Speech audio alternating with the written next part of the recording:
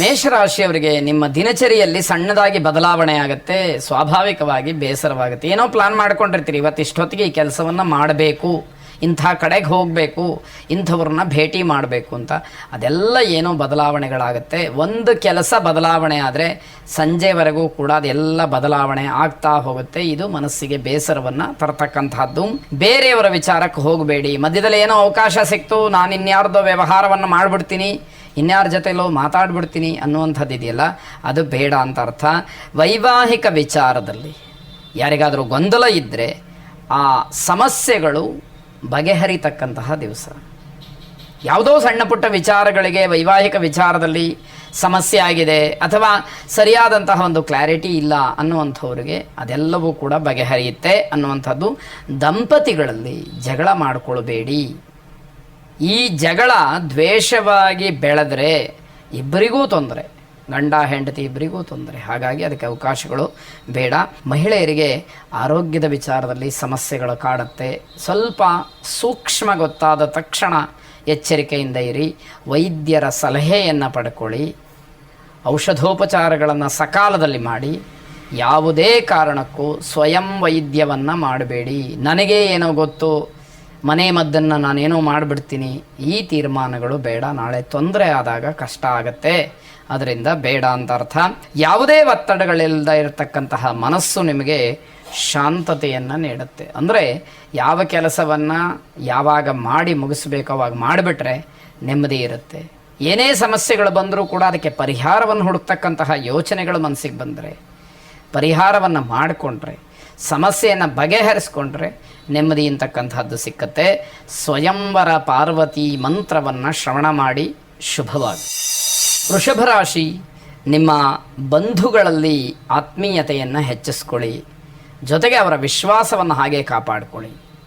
ಯಾಕೆ ಅಂತಂದರೆ ಇಲ್ಲಸಲ್ಲದ ಅಪವಾದಗಳು ಬರುತ್ತೆ ಅಂತ ಆದಾಗ ಆ ವಿಚಾರದಲ್ಲಿ ಬಂಧುಗಳು ಅಪಪ್ರಚಾರ ಮಾಡೋದರಲ್ಲಿ ಮುಂದಿರ್ತಾರೆ. ಅದಕ್ಕೆ ಅವರ ವಿಶ್ವಾಸ, ಅವರ ಜೊತೆಯಲ್ಲಿ ಒಳ್ಳೆಯ ಒಡನಾಟ ಇರಬೇಕು ಅನ್ನುವಂಥದ್ದು. ಆರೋಗ್ಯದ ಬಗ್ಗೆ ಹಳೆಯ ನೋವೇನಾದರೂ ಇದ್ದರೆ ಅದನ್ನು ಸ್ವಲ್ಪ ಎಚ್ಚರಿಕೆಯಿಂದ ಗಮನಿಸಿ ಸೂಕ್ತವಾದಂತಹ ಚಿಕಿತ್ಸೆಯನ್ನು ಮಾಡಿಸ್ಕೊಳ್ತಕ್ಕಂಥದ್ದು.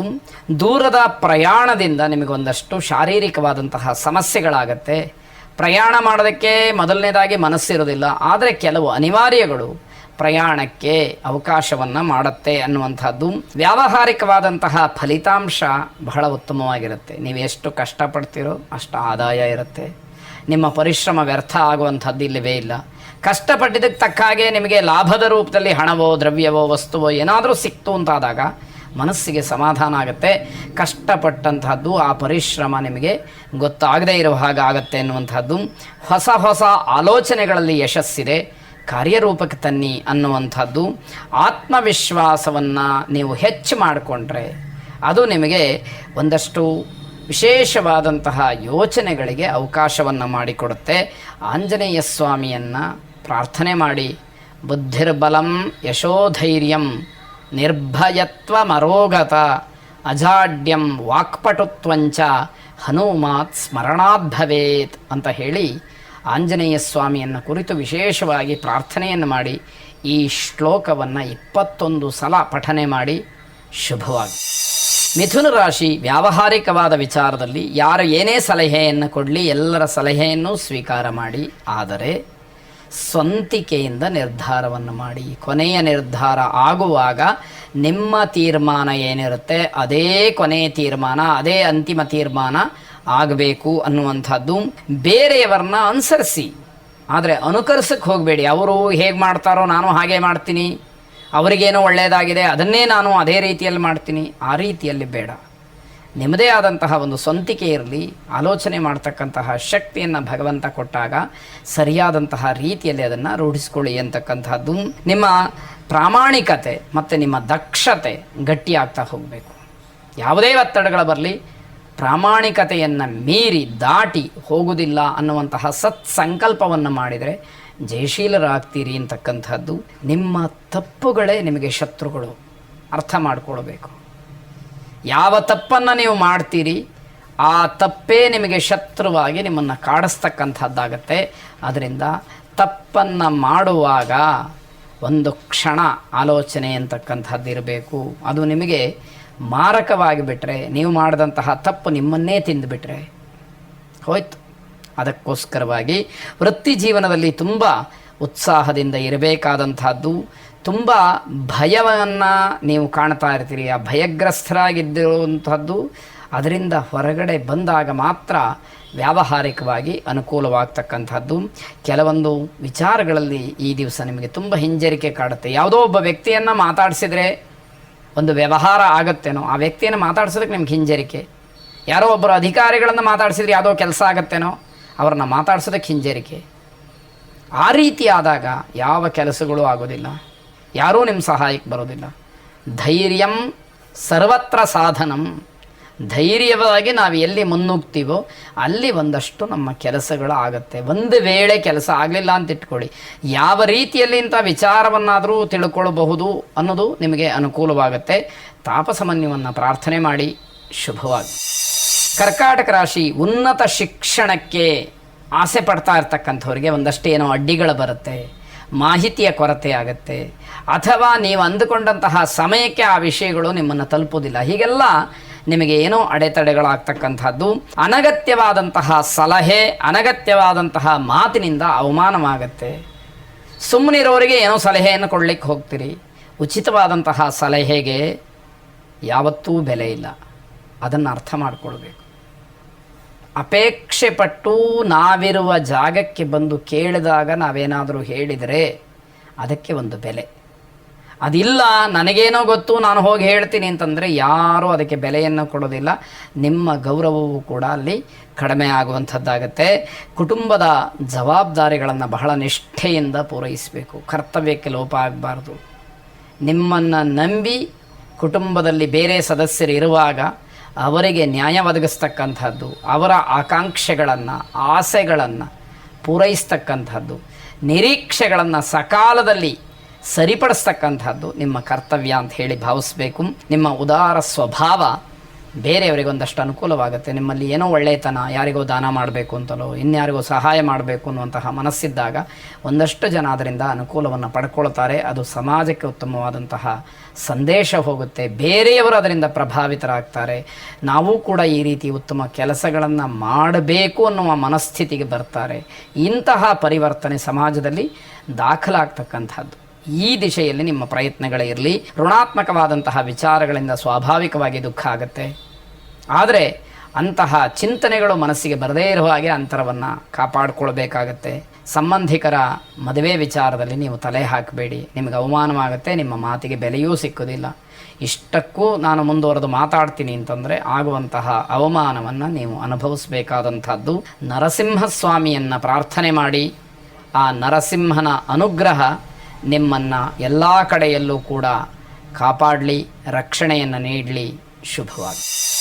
ಸಿಂಹರಾಶಿ, ಸ್ವಾಭಾವಿಕವಾಗಿರಬೇಕು. ನಾಟಕೀಯವಾದಂತಹ ಬುದ್ಧಿಯಿಂದ ಹಿನ್ನಡೆಯಾಗತ್ತೆ. ಯಾರೋ ನೋಡಲಿ, ಯಾರೋ ನನ್ನನ್ನು ಗುರುತಿಸ್ಲಿ ಅಂತ ಹೇಳಿ ನಾಟಕೀಯವಾದಂತಹ ಬುದ್ಧಿಯಿಂದ ನೀವು ವರ್ತಿಸಿದರೆ ಜನಕ್ಕೆ ನಿಜಾಂಶ ಗೊತ್ತಾದಾಗ ನಿಮ್ಮನ್ನು ಅವಮಾನ ಮಾಡ್ತಾರೆ. ಅದು ಬೇಕಾ ಅನ್ನುವಂಥದ್ದು ಪ್ರಶ್ನೆಯಾಗತ್ತೆ. ಬೇರೆಯವರ ತಪ್ಪನ್ನು ನೀವೇನು ಹೇಳೋದಕ್ಕೆ ಹೋಗಬೇಡಿ. ನಿಮಗೆ ಸಂಬಂಧಪಡದೇ ಇರತಕ್ಕಂಥದ್ದು ಯಾರು ತಪ್ಪು ಮಾಡಿದಾರೋ ಅವರು ಆ ತಪ್ಪಿಗೆ ತಕ್ಕ ಹಾಗೆ ಫಲವನ್ನು ಅನುಭವಿಸ್ತಾರೆ. ನಿಮ್ಮ ವಿಷಯ ಬಂದಾಗ ಮಾತ್ರ ನೀವು ಬಹಳ ಶಿಸ್ತಿಂದ ಇರಬೇಕಾದಂಥದ್ದು ಮುಖ್ಯವಾಗುತ್ತೆ. ಅನೇಕ ಕೆಲಸಗಳಲ್ಲಿ ತುಂಬ ಗಮನ ಕೊಟ್ಟು ಮಾಡಬೇಕಾಗತ್ತೆ. ಎಲ್ಲಿ ಎಚ್ಚರ ತಪ್ತಿರೋ ಅಂತಹ ಕೆಲಸಗಳು ತಮ್ಮ ಗುಣಮಟ್ಟವನ್ನು ಹಾಳು ಮಾಡುತ್ತೆ, ಕಡಿಮೆ ಮಾಡಿಕೊಳ್ಳುತ್ತೆ. ಅದರಿಂದ ನಿಮಗೆ ಇದ್ದಂತಹ ಮರ್ಯಾದೆ ಕಡಿಮೆ ಆಗ್ತಾ ಹೋಗುತ್ತೆ. ಎದುರಾಳಿಗಳ ಅಥವಾ ಶತ್ರುಗಳ, ವಿರೋಧಿಗಳ ಬಲವನ್ನು ತಿಳ್ಕೊಂಡು ನೀವು ವ್ಯವಹರಿಸಬೇಕು. ಯಾಕೆ ಅಂತಂದರೆ ಬಲೀಯಸಿ ಸ್ಪರ್ಧಾ, ನಮಗಿಂತ ಬಲಿಷ್ಠವಾಗಿರತಕ್ಕಂತಹ ವಿಷಯದಲ್ಲಿ, ವ್ಯಕ್ತಿಗಳಲ್ಲಿ ನಾವೇನಾದರೂ ಸ್ಪರ್ಧೆ ಮಾಡಬೇಕು, ವ್ಯವಹರಿಸಬೇಕು, ಅವರ ಜೊತೆ ಹೋರಾಟ ಮಾಡಬೇಕು, ವಾದ ಮಾಡಬೇಕು ಅನ್ನುವಂಥದ್ದಿದ್ದರೆ ಅದು ಅವರ ಶಕ್ತಿಯನ್ನು ಅಳೆದು ನಂತರದಲ್ಲಿ ನಿರ್ಧಾರವನ್ನು ಮಾಡಬೇಕು. ಇಲ್ಲದೇ ಇದ್ದರೆ ಅದು ನಮಗೆ ಮೃತ್ಯುಕೂಪಕ್ಕೆ ತಳ್ಳುತ್ತೆ ಅನ್ನುವಂಥದ್ದು ಶಾಸ್ತ್ರಕಾರರ ಮಾತು. ಬಲಿಯಸಿ ಸ್ಪರ್ಧಾ ಅನ್ನುವಂಥದ್ದು ಅದು ಮೃತ್ಯೋರ್ದ್ವಾರಾಣಿ ಚತ್ವಾರಿ ಎನ್ನುವಂತಹ ಮಾತಲ್ಲಿ ಅಡಕವಾಗಿರ್ತಕ್ಕಂಥದ್ದು. ಹಾಗಾಗಿ ಆ ರೀತಿಯ ಸ್ಪರ್ಧೆಗಳಿದ್ದಾಗ ಆಲೋಚನೆಯನ್ನು ಮಾಡಿ ನಿರ್ಧಾರ ಮಾಡಿ ವೈಯಕ್ತಿಕವಾದಂತಹ ವಿಚಾರದಲ್ಲಿ ಕೆಲವು ಸುಧಾರಣೆಗಳು ಆಗಬೇಕಾದಂಥದ್ದು. ಮನಸ್ಸಿನ ಗೊಂದಲಗಳು ದೂರವಾದರೆ ನಿಮ್ಮ ಕೆಲಸಗಳಿಗೆ ಚಾಲನೆ ಸಿಕ್ಕುತ್ತೆ. ಆಯ್ಕೆಗಳು ಹೆಚ್ಚಾದಾಗ ಗೊಂದಲಗಳು ತನ್ನಿಂದ ತಾನೇ ಸೃಷ್ಟಿಯಾಗುತ್ತೆ. ಯಾವುದನ್ನು ತಗೊಳ್ಳಿ, ಯಾವುದನ್ನು ಬಿಡಲಿ ಅನ್ನುವಂಥದ್ದು. ಆ ರೀತಿ ಮಾಡಿಕೊಳ್ಬಾರ್ದು. ನಿರ್ದಿಷ್ಟವಾದಂತಹ ಗುರಿ ಇರಬೇಕು. ಅದನ್ನು ತಲುಪತಕ್ಕಂತಹ ಚಾಣಾಕ್ಷತನ, ಬುದ್ಧಿವಂತಿಕೆ, ಜಾಣ್ಮೆ, ಪ್ರಯತ್ನ, ಪ್ರಾಮಾಣಿಕತೆ ಇದ್ದಾಗ ಗುರಿಯನ್ನು ತಲುಪ್ತೀರಿ. ನವಗ್ರಹರನ್ನು ವಿಶೇಷವಾಗಿ ಪ್ರಾರ್ಥನೆ ಮಾಡಿ, ಅದರಲ್ಲೂ ಚಂದ್ರಗ್ರಹನನ್ನು ಮಾನಸಿಕವಾದಂತಹ ಧೈರ್ಯಕ್ಕೆ, ಸ್ಥಿರತೆಗೆ ಪ್ರಾರ್ಥನೆ ಮಾಡಬೇಕಾಗತ್ತೆ. ದಧಿಶಂಖ ತುಷಾರಾಭಂ ಕ್ಷೀರೋದಾರ್ಣವ ಸಂಭವಂ ನಮಾಮಿ ಶಶಿನಂ ಸೋಮಂ ಶಂಭೋರ್ಮಕುಟಭೂಷಣಂ ಎಂಬುದಾಗಿ 11 ಸಲ ಹೇಳಿಕೊಳ್ಳಿ. ಶುಭವಾಗಿ. ಕನ್ಯಾ ರಾಶಿ ಈ ದಿವಸ ಮನೆಗೇನಾದರೂ ಹೊಸ ಪದಾರ್ಥವನ್ನು ತಂದರೆ ಅದು ನಷ್ಟವಾಗತ್ತೆ, ಇಲ್ಲ ಏನೋ ರಿಪೇರಿಗೆ ಬರುತ್ತೆ ಹೊಸ ಪದಾರ್ಥ. ಮಾನಸಿಕವಾಗಿ ತುಂಬ ಬೇಸರವಾಗ್ತಕ್ಕಂಥದ್ದು. ಬೇರೆ ಉಪಯುಕ್ತವಾದಂತಹ ಚಿಂತನೆಗಳನ್ನು ಮನಸ್ಸಿನಲ್ಲಿಟ್ಟುಕೊಳ್ಳಿ. ಯಾವುದಾದ್ರೂ ನಿಮಗೆ ಅನುಕೂಲವಾಗುತ್ತೆ ಅನ್ನುವಂತಹ ಯೋಜನೆಗಳು ಮನಸ್ಸಿಗೆ ಬರಲಿ ಎನ್ನುವಂಥದ್ದು. ಪ್ರೇಮ ವಿವಾಹದ ವಿಚಾರ ಮನೆಯಲ್ಲಿ ಜಗಳಕ್ಕೆ ಅವಕಾಶವಾಗುತ್ತೆ. ಮನೆಯಲ್ಲಿ ವಿಷಯ ಗೊತ್ತಾದ ತಕ್ಷಣ ಜಗಳಕ್ಕೆ ಹೆಚ್ಚು ಅವಕಾಶಗಳಾಗ್ತಕ್ಕಂಥದ್ದು. ಮನೆಗೆ ಬಂಧುಗಳ ಆಗಮನ, ಕೆಲವು ವಿಚಾರದಲ್ಲಿ ಸಮಾಧಾನವಾಗುತ್ತೆ, ಮತ್ತಷ್ಟು ವಿಚಾರಗಳು ಬೇಸರವನ್ನು ತರುತ್ತೆ. ಎಲ್ಲ ವಿಷಯಗಳನ್ನು ಪ್ರಶ್ನೆ ಮಾಡ್ತಾರೆ, ಉತ್ತರ ಕೊಡೋದು ಕಷ್ಟ ಆಗುತ್ತೆ, ಮರ್ಯಾದೆಯ ಪ್ರಶ್ನೆ ಆಗುತ್ತೆ. ಇವೆಲ್ಲ ಹಿಂಸೆಗೆ ಕಾರಣ. ಏನು ಮಾಡಿದರೂ, ಎಷ್ಟು ಗಳಿಸಿದರೂ ತೃಪ್ತಿ ಇಲ್ಲದೇ ಇರತಕ್ಕಂತಹ ದಿವಸ ಇದು. ಭಗವಂತನ ಅನುಗ್ರಹದಿಂದ ನಿಮಗೇನೋ ಒಂದಷ್ಟು ಬರ್ತಾ ಇದೆ, ಆದರೂ ತೃಪ್ತಿ ಎನ್ನುವಂಥದ್ದು ಇಲ್ಲವೇ ಇಲ್ಲ. ಮಾನಸಿಕವಾಗಿ ಸಮಾಧಾನ ಇಲ್ಲ ಅನ್ನುವಂಥದ್ದು. ಶ್ರೀ ಸೂಕ್ತದ 16 ಮಂತ್ರಗಳನ್ನು ಶ್ರವಣ ಮಾಡಿ. ಶುಭವಾಗಿ. ತುಲಾರಾಶಿ ಏಕನಕ್ಷತ್ರ ಏಕರಾಶಿಯ ದಂಪತಿಗಳಿಗೆ ಎಲ್ಲ ವಿಚಾರಗಳು ಕೂಡ ಈ ದಿವಸ ಕಹಿಯಾಗತ್ತೆ. ಅಂದರೆ ಒಂದೇ ನಕ್ಷತ್ರ ಒಂದೇ ರಾಶಿ ಆಗಿರತಕ್ಕಂಥವರು ಸ್ವಲ್ಪ ಸಮಸ್ಯೆಗಳನ್ನು ಅನುಭವಿಸಬೇಕಾದಂಥದ್ದು. ನಿಮ್ಮ ತಪ್ಪು ಗ್ರಹಿಕೆಯಿಂದ ಜನಕ್ಕೆ ಕೋಪ ಬರುತ್ತೆ. ಯಾವುದನ್ನೂ ತಪ್ಪಾಗಿ ಅರ್ಥ ಮಾಡ್ಕೊಳ್ತೀರಿ, ಅದನ್ನೇ ಬೇರೆಯವರಿಗೂ ಪ್ರಬೋಧ ಮಾಡ್ತೀರಿ. ಇದು ಜನಾಕ್ರೋಶಕ್ಕೆ ಕಾರಣವಾಗ್ತಕ್ಕಂಥದ್ದಾಗತ್ತೆ. ಅಹಂಕಾರದ ಭಾವನೆಯನ್ನು ತ್ಯಜಿಸಬೇಕು, ದೂರ ಮಾಡಬೇಕು. ನಾನು ಅನ್ನುವಂಥದ್ದು ಒಬ್ಬ ಮನುಷ್ಯ ಬದುಕೋದಕ್ಕೆ ಬೇಕಾಗತ್ತೆ, ಇಲ್ಲ ಅಂತಲ್ಲ. ಆದರೆ ನಾನೇ ಅನ್ನುವಂಥದ್ದು ಅವನ ಅವನತಿಗೆ ಕಾರಣವಾಗುತ್ತೆ. ಆ ಯೋಚನೆ ಮನಸ್ಸಿನಲ್ಲಿರಬೇಕು. ನಿಮ್ಮ ಮಾತು ಕೆಟ್ಟ ಪರಿಣಾಮವನ್ನು ಬೀರತಕ್ಕಂಥದ್ದಾಗುತ್ತೆ. ಯಾವ ಮಾತನ್ನು ಆಡ್ತೀರಿ ಆ ಮಾತಿನಿಂದ ಪರಿಣಾಮ ಕೆಟ್ಟದಾಗಿರುತ್ತೆ ಅನ್ನುವಂಥದ್ದು.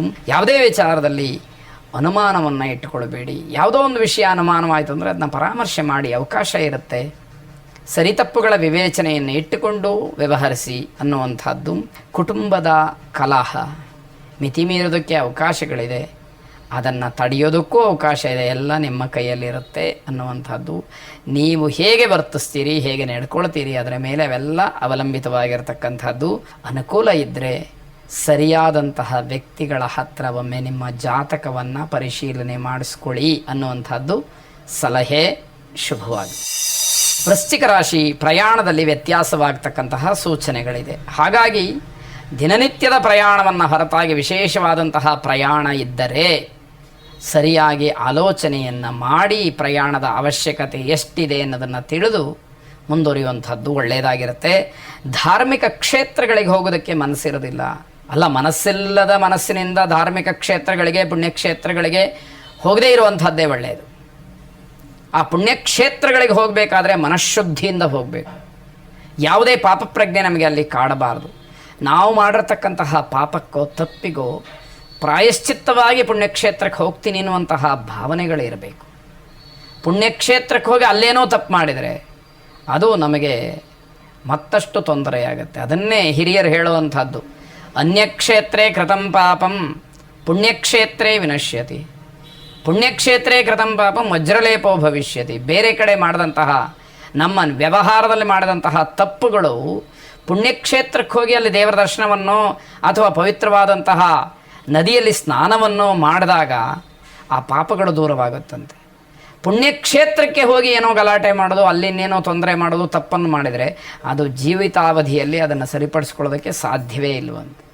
ವಜ್ರಲೇಪ ಭವಿಷ್ಯತಿ, ವಜ್ರದ ಹಾಗೆ ಅದು ನಮ್ಮನ್ನು ಹಿಡ್ಕೊಂಡು ಬಿಡುತ್ತೆ, ಅಂಟ್ಕೊಂಡು ಬಿಡುತ್ತೆ ಅಂತ. ಹಾಗಾಗಿ ಪುಣ್ಯಕ್ಷೇತ್ರಕ್ಕೆ ಹೋದಾಗ ನಮಗೊಂದು ಆ ಪವಿತ್ರ ಭಾವನೆ, ಮಾನಸಿಕವಾದಂತಹ ಸಮಾಧಾನ, ಮಾನಸಿಕವಾದಂತಹ ಶುದ್ಧತೆ ಇದೆಲ್ಲವೂ ಕೂಡ ಇರಬೇಕಾದಂಥದ್ದು. ಪರೀಕ್ಷಾ ದೃಷ್ಟಿಯಿಂದ ಕೇವಲ ಪರೀಕ್ಷೆಗೋಸ್ಕರ ಅಧ್ಯಯನ ಮಾಡಿದಂಥವ್ರಿಗೆ ಹಿನ್ನಡೆಯಾಗ್ತಕ್ಕಂಥದ್ದಾಗತ್ತೆ. ಬೇರೆ ಮಾರ್ಗದಲ್ಲಿ, ವಾಮಮಾರ್ಗದಲ್ಲಿ ಆಲೋಚನೆಯನ್ನು ಮಾಡುವಂಥವರಿಗೆ ತೊಂದರೆಯಾಗುತ್ತೆ. ವಿದ್ಯಾರ್ಥಿಗಳು ಪರಿಶ್ರಮಕ್ಕೆ ತಕ್ಕ ಬೆಲೆ ಅನ್ನುವಂಥದ್ದನ್ನು ತಿಳಿಬೇಕು. ನಾನು ಎಷ್ಟು ಕಷ್ಟಪಟ್ಟು ಓದ್ತೀನೋ ಅಷ್ಟು ನನಗೆ ಅನುಕೂಲವಾಗುತ್ತೆ ಎನ್ನುವಂಥದ್ದು ಗೊತ್ತಾಗಬೇಕು. ಭಾವನೆಗಳು ಕೆಲಸಕ್ಕೆ ಬರೋದಿಲ್ಲ. ಭಾವುಕರಾಗಿ ಏನೋ ಮಾತಾಡಿದರೆ ಅದು ಯಾವುದು ಕೆಲಸಕ್ಕೆ ಬರೋದಿಲ್ಲ. ಪಾರಿಜಾತ ಸರಸ್ವತಿಯನ್ನು ಪ್ರಾರ್ಥನೆ ಮಾಡಿ ಶುಭವಾಗಿ. ಧನುರಾಶಿ ಸಹೋದ್ಯೋಗಿಗಳನ್ನು, ಜೊತೆಯಲ್ಲಿ ಕೆಲಸ ಮಾಡ್ತಕ್ಕಂಥವ್ರನ್ನ ಪೂರ್ಣವಾಗಿ ಅವಲಂಬಿಸಬೇಡಿ. ಆ ನಂಬಿಕೆಗೆ ಅವರು ಅರ್ಹರ ಅನ್ನುವಂಥದ್ದು ನಿಮ್ಮ ಆಲೋಚನೆಯಲ್ಲಿ ಇರಲಿ. ಭಾವನಾತ್ಮಕವಾದಂತಹ ವಿಚಾರಗಳನ್ನು ಯಾರ ಮುಂದೆಯೂ ಕೂಡ ಪ್ರಸ್ತಾಪ ಮಾಡಬೇಡಿ. ನಿಮ್ಮ ಬೆಲೆ ಕಡಿಮೆ ಆಗ್ತಕ್ಕಂಥದ್ದು. ಮನೆಯವರ ಪ್ರೀತಿ, ಅಭಿಮಾನ, ವಿಶ್ವಾಸ ಇದಕ್ಕೋಸ್ಕರ ಪ್ರಯತ್ನವನ್ನು ಮಾಡ್ತೀರಿ, ವಿಫಲರಾಗ್ತೀರಿ. ಇಷ್ಟು ದಿವಸ ಇಲ್ಲದೆ ಇರುವಂತಹ ಪ್ರೀತಿ ಇವತ್ತು ಹೇಗೆ ಬಂದುಬಿಡ್ತು ಅನ್ನುವಂತಹ ಅನುಮಾನ ಮನೆಯವರಿಗೆ ಹುಟ್ಟುವಂಥದ್ದು. ಆ ಒಂದು ವಾತಾವರಣದಲ್ಲಿ ನೀವಿರ್ತೀರಿ ಅಂತ ಅರ್ಥ. ನಿಮ್ಮ ಆಸಕ್ತಿ, ಕೆಲಸದ ಬಗ್ಗೆ ನಂಬಿಕೆ, ಪ್ರಾಮಾಣಿಕತೆ ಹೆಚ್ಚಾದಷ್ಟು ನಿಮ್ಮ ಆದಾಯ ಹೆಚ್ಚಾಗ್ತಾ ಹೋಗುತ್ತೆ.